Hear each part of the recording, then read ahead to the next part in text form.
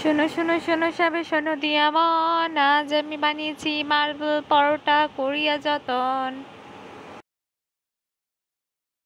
আজকে ডিনারের জন্য একটা দারুণ স্বাদের পরোটা বানিয়ে দেখাবো আপনাদেরকে। তার জন্য ময়দাটাকে বেশ ভালো করে চেলে নিয়েছি।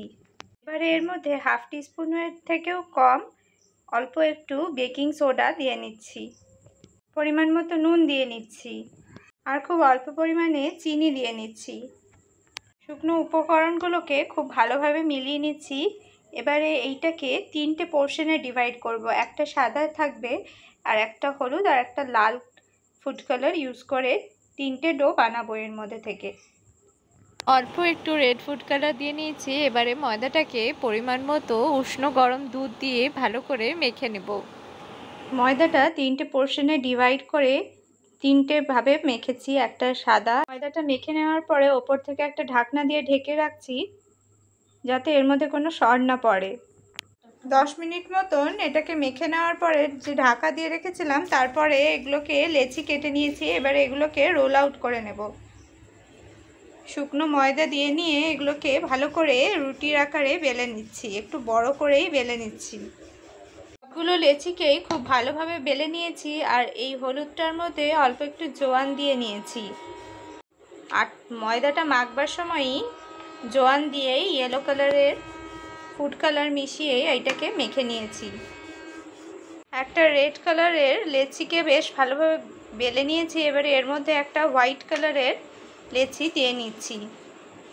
অল্প একটু করে আটা ডাস্ট করে নিচ্ছি, অল্প একটু করে ময়দা ডাস্ট করে নিচ্ছি। এবারে এই ইয়েলো কালারের লেচিটা দিয়ে নিচ্ছি।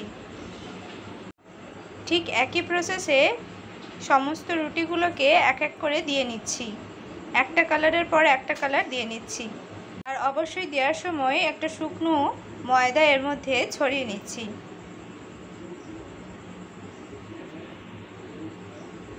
এরকমভাবেই, যেরকমভাবে আপনারা স্ক্রিনে দেখতে পাচ্ছেন, এরকমভাবেই মার্বেল পরোটাটা বানাতে হবে। সবগুলো রুটি একের ওপর এক করে দিয়ে নিয়েছি। এবারে এটাকে ভালো করে রোল আউট করে নেব। একটা দিক রোল আউট করে নেওয়ার পরে উল্টো দিকে ফ্লিপ করে নিয়েছি। এবারে আবার খানিকটা রোল আউট করে নেব।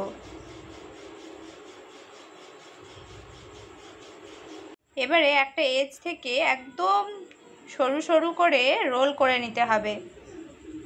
দেখুন খুব ভালোভাবে রোল হয়ে গিয়েছে।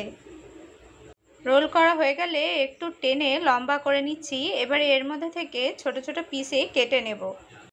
এবারে একটা আন্দাজ করে যতগুলো আপনাদের দরকার সেই অনুযায়ী লেচিকে কেটে নিন।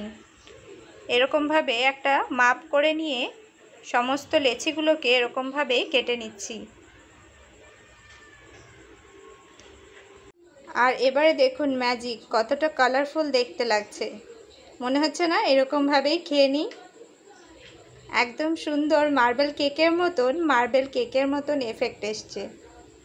এবারে লেচিগুলোকে ভালো করে নিয়ে এরকম মাঝখান থেকে প্রেস করে নিতে হবে, দিয়ে শুকনো ময়দা দিয়ে এটাকে বেশ ভালো করে রোল আউট করে নিতে হবে। এটা দেখতে এখন এত সুন্দর লাগছে যে মনে হচ্ছে এমনিটাই খেয়ে নিই। দেখুন সমস্ত লেচিগুলো বানানো হয়ে গিয়েছে, আর এখনই দেখতে এটা কতটা সুন্দর লাগছে। যতটা সুন্দর দেখতে লোভনীয় লাগছে, ততটাই কিন্তু খেতে এটা ভালো হবে। আর কোনো কষ্ট করতে হবে না, শুধু এগুলোকে আরেকবার করে বেলে নিয়ে অল্প একটু তেলে পরোটার মতন ভেজে নেব। একটা পরোটা আমি রোল আউট করে দেখাচ্ছি, দেখুন এতটা সুন্দর হয়েছে দেখতে। বেলবার পরে মার্বেল পরোটাগুলো দেখুন কতটা সুন্দর দেখাচ্ছে। একটা তাওয়া গরম করে নিয়ে তাওয়াতে মার্বেল পরোটাগুলো দিয়ে নিচ্ছি। ভালো করে উল্টে পাল্টে এটাকে সেঁকে নেব। তারপরে অল্প তেল ব্রাশ করে নিয়ে এটাকে ভালো করে ভেজে নেব। বাচ্চাদের টিফিন বক্সে বা নিজেদের অফিসের টিফিনে যদি এরকম সুন্দর মার্বেল পরোটা থাকে, তাহলে দেখেই এটা চোখ ভরে যাবে। আর এটা দিলে টিফিনে কখনো টিফিন না খেয়ে ফেরত আসবে না, পুরোটা কমপ্লিট করে বাচ্চারা বাড়িতে আসবে। একেবারে কম তেল ব্রাশ করে নিয়ে আমি প্রত্যেকটা মার্বেল পরোটা ভেজে নিয়েছি। দেখুন মার্বেল পরোটাটা কতটা নরম হয়েছে, একেবারে নরম তুলতুলে।